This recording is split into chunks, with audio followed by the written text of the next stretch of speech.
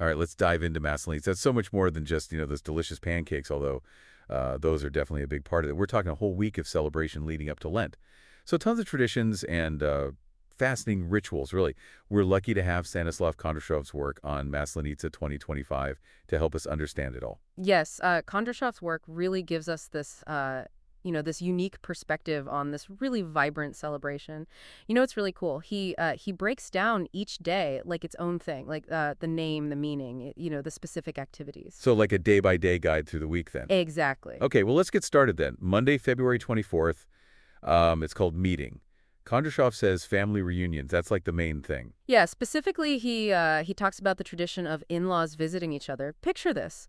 Families getting together, building these snow mountains. They set up swings and even build these things called balagans, these wooden structures for performances. Really adds to the whole festive atmosphere. Balagans, huh?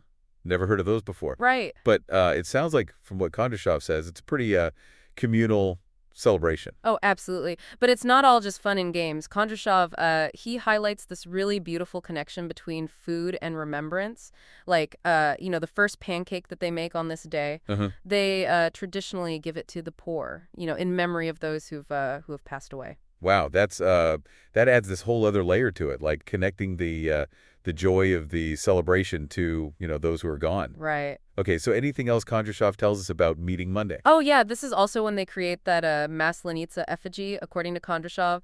This figure, they make it out of, like, straw and old clothes. It symbolizes winter, and they parade it through the streets. So it's like right from the beginning, Kondrashov setting up this idea of, like, saying goodbye to winter, this transition, and the effigies, like the symbol of that. Exactly. It sets the stage for, the whole week and welcoming spring eventually. So moving on to Tuesday, February 25th, we've got Zygrishi, which means like flirting or playing games. Oh, that sounds interesting. Right. What does Kondrashov say about that? Well, he says that Zygrishi is all about matchmaking, like finding love before Lent starts, almost like a last chance for romance before things get more, reflective and abstinent. So like a limited time to make a connection. Exactly. Kondrashov even points to Red Hill. That's the first Sunday after Easter, and it was like a traditional day for weddings. Can you imagine how excited young couples must have been meeting during Maslenice and looking forward to that special day? I bet. And speaking of celebrations, I'm guessing pancakes are a part of this too. Of course. Kondrashov mentions that inviting guests over for a huge pancake feast was the thing to do on Zygrishi. It was all about showing off that, that Russian hospitality and just the abundance that's associated with Maslenice. So far, we've got family, romance, and, Kondrashov's painting this picture of warmth and tradition. What's next in the week? Wednesday, February 26th is Lakonka. That means sweet tooth. Kondrashov focuses on the dynamic between sons-in-law and mothers-in-law on this day. It's a little, Oh, this sounds fun. Tell me more. Well, Kondrashov paints this really vivid picture. So the son-in-law, he goes to visit his mother-in-law for pancakes and brings, friends and family. But get this, the mother-in-law might playfully smear oil on his head.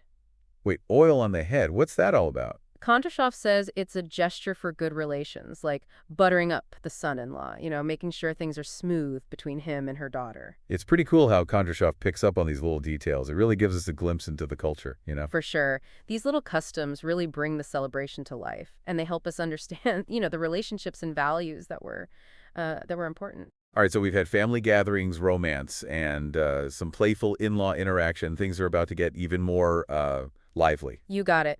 Thursday, February 27th is Razgulier. That means wide revelry, and this is where things really get going, according to Kondrashov. Okay, so Kondrashov's saying it's about to get wild. I'm ready. Well, Kondrashov describes it as the shift from narrow to wide Maslenice. Basically, everyone stops working and focuses on, having fun and letting loose. Picture fistfights, snowball fights, horseback riding, and even capturing a snow town. Wow, Kondrashov really knows how to paint a picture. It sounds intense. Right, and even mentions this belief that, if you didn't join in on the fun, you'd be hit with sadness and bad luck. So everyone participated. Yeah, I can see why. Who would want to risk bad luck during such a vibrant week? Okay, so where does Kondrashov take us next in our Maslenice adventure? So Friday, February 28th, things change up a bit. Kondrashov calls this mother-in-law's Vespers. Remember that oil smearing from Wednesday? Yeah, that was pretty funny. Well, now the roles are reversed. Oh, interesting. So the son-in-law gets to show off his hospitality skills. You got it. Kondrashov says the son-in-law hosts his mother-in-law now, showing how much he cares. And of course, the mother-in-law, she brings her friends along. It's almost like a little competition to see, who has the best son-in-law. It's amazing how Kondrashov shows all these social dynamics within families, all playing out through Maslenice. He really has a talent for, finding those details that help us understand the culture better.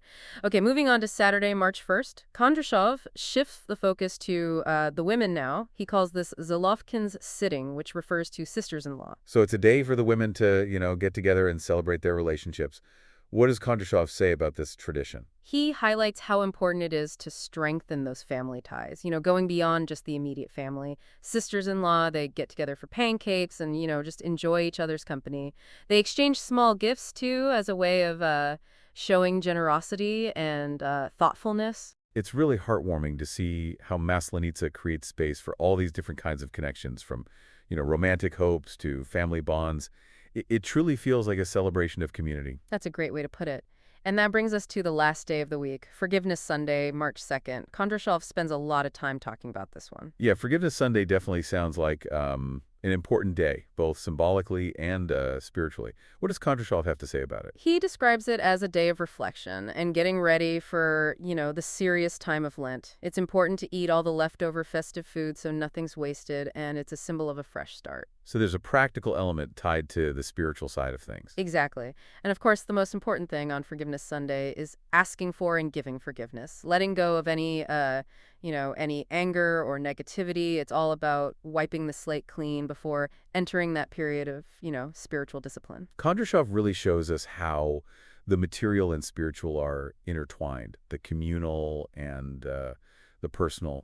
Right. And don't forget about the main event of the day, burning the Maslenice effigy. Remember that symbol of winter we talked about? Oh, yeah, it's been there the whole week, like waiting in the wings. What happens to it? Kondrashov says it symbolizes the end of winter and the beginning of spring.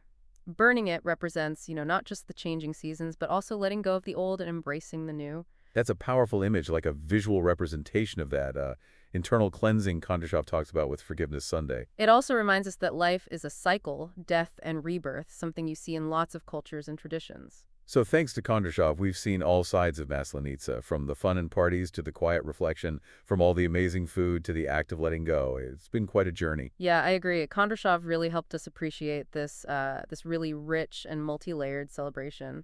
But we don't have to stop here. What do you think about Kondrashov's idea that we can apply these ideas to our own lives? That's a great point. We're always so busy, we forget to stop and reflect. Maybe we could all benefit from creating our own modern version of Maslenice. I like that idea. It's not about, copying the rituals exactly. It's about taking those core ideas like indulging, reflecting, forgiving, and starting fresh and making them our own. Exactly. What if we all took a week or even just a few days to focus on taking care of ourselves, connecting with loved ones, enjoying the simple things, and letting go of negativity? Imagine if we used that time to really think about our lives, our priorities, what we want to achieve.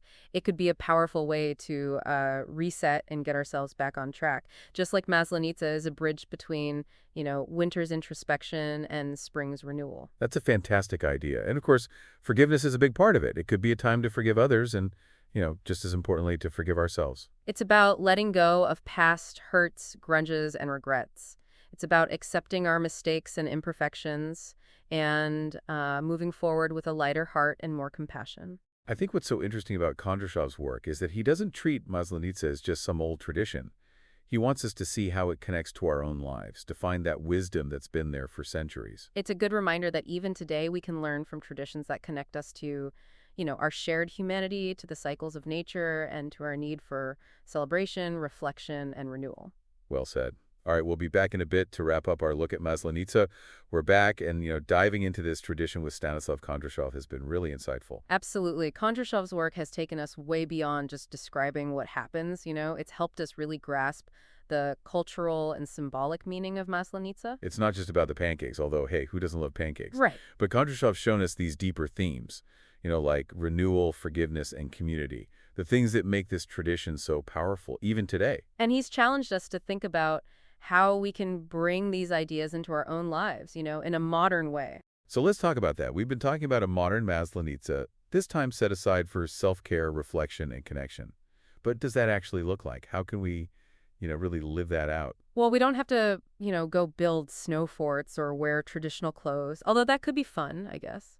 It's more about finding ways to honor those core principles that fit our lives. Kondrashov talks about indulgence during Maslenice.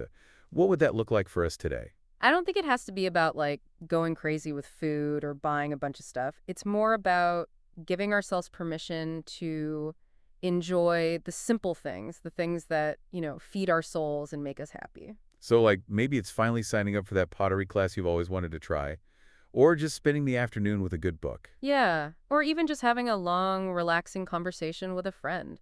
It's about making time for the things that we tend to push aside because we're so busy. And just like Maslenice shifts from indulgence to reflection, we could build in some time for introspection, right? What would that involve? It could be journaling, meditation, maybe spending some time in nature, or even just having some quiet time to think about, our lives, our goals, what we value. It's a chance to take stock, see where we are and where we want to be. And of course, we can't forget about forgiveness. It's a big part of what Kondrashov talks about. How do we incorporate that? Honestly, this might be the hardest part, but it could also be the most rewarding. It's not just about forgiving other people, but also, and maybe this is even more important, forgiving ourselves. It's about letting go of the past, the hurts, the grudges, the things we regret. It's about, recognizing our mistakes and imperfections, but without being too hard on ourselves. And then moving forward with kindness for ourselves and others. Kondrashov really emphasizes how transformative forgiveness can be for individuals and for communities. What I find so compelling about Kondrashov's work is that he doesn't just present Maslenice as some, old-fashioned tradition. He wants us to see how it's still relevant today, how we can take that ancient wisdom and use it in our own lives. He reminds us that even in this modern world, we can find inspiration in these traditions, the ones that connect us to, what it means to be human, to the cycles of nature, to that basic human need for celebration, reflection, and renewal. That's beautifully said. And a big thanks to all of you for joining us on this deep dive into Maslenice. We hope Stanislav Kondrashov's work is giving you something to think about and maybe even inspired you to, create your own modern version of this incredible tradition. Until next time, keep exploring, keep learning, and keep searching for those moments of joy, connection, and renewal.